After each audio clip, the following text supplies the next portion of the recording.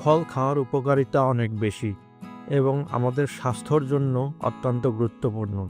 ফলগুলো vitamin, mineral, fibre এবং antioxidant সমৃদ্ধ, যা আমাদের শরীরের রোগ প্রতিরোধ ক্ষমতা বাড়াতে সাহায্য করে। এগুলো হৃৎপিণ্ডের স্বাস্থ্যর জন্য ভালো, কারণ ফলের থাকা পটাশিয়াম এবং ফাইবার রক্তচাপ নিয়ন্ত্রণে সহায়ক।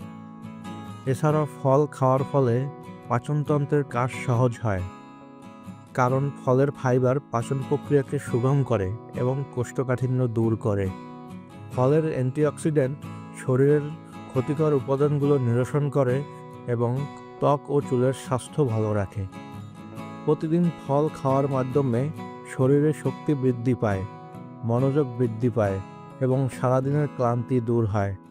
বিশেষ করে মৌসুমী ফল যেমন আপেল, কমলা, আম, পেঁপে, লিচু ইত্যাদি আমাদের শরীরের জন্য অত্যন্ত উপকারী।